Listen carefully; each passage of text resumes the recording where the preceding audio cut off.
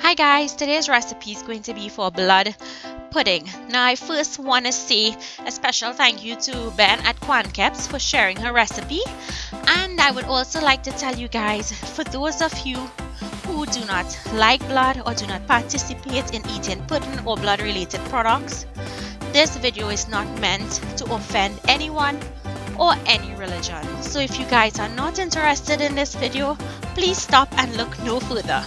And for those of you all who asked me for this video because it's highly requested, please sit back, relax, and enjoy as Ben shares her recipe with us. Hi, good day. Today we're going to be making some black pudding, which is essentially a type of sausage. It's made with 4 major components. That is some type of blood. We're going to need a starch. Then we have seasonings, and then the last would be the casings into which you're going to stuff the sausage. So if we take a look over here, you can see that we have some of the ingredients already prepped. We have the fresh blood, we have the bread that has been crumbled or cut up if you prefer. We have some seasonings that are already mixed. This is a basic Trinidadian green seasoning blend. So it has chive, shadabeni, garlic, pimento, and what we call the broadleaf thyme. You can add your own separate ingredients if you'd like, such as parsley, fine leaf thyme, some people like to put as well. But those are the ones that you definitely need to have. Okay, so here we have our bread. As you can see, it's already been crumbled, and what you want to do is to cut it up and to crumble it so that you get a fine consistency like this.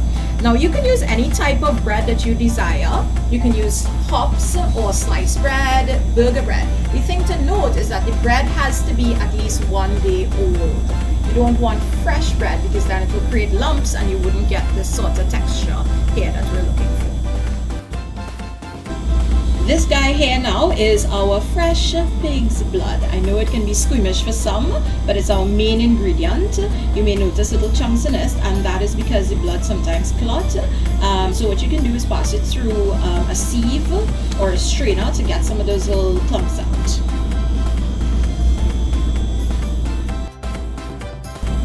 And in this bowl we have our special secret mix of herbs and spices. Okay, so here we have our casings. These are actually fresh pig intestines that we collect from the farm right at the point of slaughter. Now what you need to do is actually to cut your intestines into certain lengths, and then as you can see, I've taken some string and I've tied one end with a long piece of string with a short side of string, long side of string. Okay, so we'll start by doing some of the prep work, which is to tie a piece of string. This is about 12 inches long, and what we've done previously is wash the intestines out with some lime and some vinegar and turn them over. So what you want to do is have a short end of your string and a long end of your string, and you're simply going to make 2 knots. And you want to get this nice and tight because this is the edge of your casing that you're going to fill your mixture into, and you don't want it to leak out. So I'm actually going to make a double knot, like so. Make sure it's nice and tight, and that's it. I have my length that I'm going to fill the mixture of pudding into when we're done. Okay, so here we have added our green seasoning mixture to our blood, and we're going to very carefully, because we don't want it to splatter, pour all of it into our bread. Make sure we get everything out of the bowl.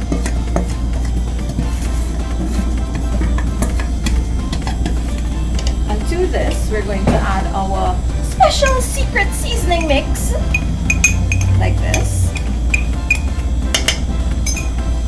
So this is not a ready to eat food, so I can go in here straight with my hands and start mixing.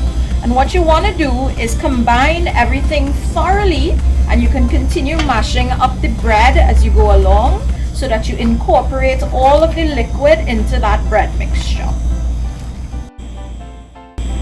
So here we've thoroughly incorporated our bread, our seasonings, and our fresh blood. And this is what your texture looks like for now. What we want to do is let this sit for maybe about a half an hour, which is going to allow all that liquid to get absorbed into our bread. So I'm just going to clean off my hands and leave this to rest for a bit. So what we have here is a regular plastic funnel that you could get at any store. And this is one of the ways of doing it. Of course, if you have a sausage stuffer or an attachment for a meat grinder that has a little tube, you can use that as well. Just a small amount we're making. So what we did was remember we tied off the end of the intestine first. So this is the untied end that I've fitted onto the top of the funnel here. And what we're going to do is just put some mixture in like this, right? And if you look, you can see the mixture starting to travel down the length of the intestine. And that's because our mixture has sat for a while and everything has soaked in. So what we're going to do is just squeeze it down to the end like this. So we're just going to gently squeeze and move the mixture through the intestines like this. That's going to help us get rid of any air bubbles. And you see, good, we have no holes. So we can continue adding mixture until this one is filled. I'm going to squeeze and move down.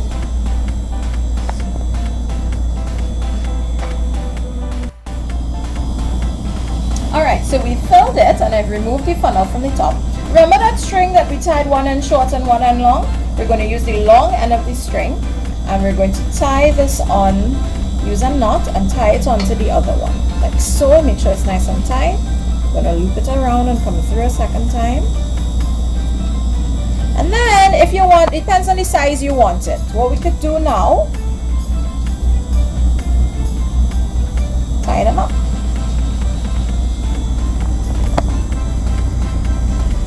And that's it. You've got a string of pudding that's ready to be boiled.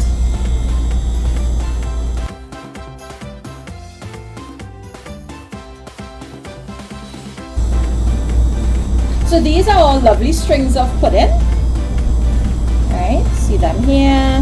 Nice little circle. See, basically a sausage, and we've tied them up really well, made knots, because you don't want the mixture to escape from the casing. And of course, these are what we refer to as natural casings versus synthetic. Of course, if you had access to synthetic like cellulose casings, you could totally use that. Alright, so a common misconception is that you boil them. What you're actually going to do is poach them. I know there's a lot of steam, but if you look carefully, you will see that it is not at a rolling boil. You see, I put it in there and there's just tiny amounts of bubbles right on the edge of the water. That's what you want, because if the water is too hot and boiling, it's actually going to burst the pudding. So that's what we don't want. So I'm just going to put all of these in and then we'll check them in about 15 minutes.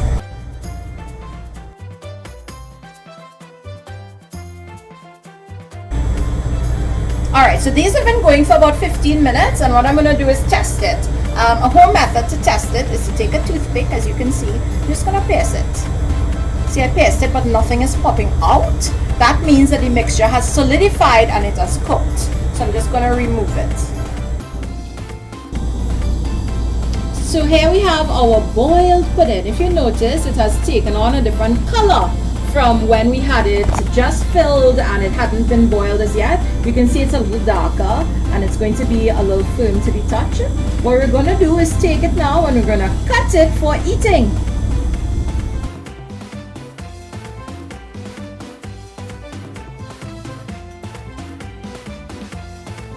Alright, so it's very easy to cut this pudding. I'm just going to cut it off the string just like that. Send it over here. And essentially cut the strings out because obviously those strings are not edible, and move that to the side. For a nice preparation, I actually like to cut it a bit on the bias, just like that.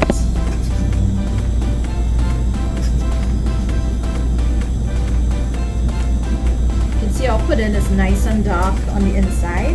When it cools, it's going to take on an even darker appearance. Now, a lot of Trinidadians like to fry their pudding. That's perfectly acceptable if you want to add some more onions and different aromatics. But just so you know, when it's been boiled like this, it is perfectly edible.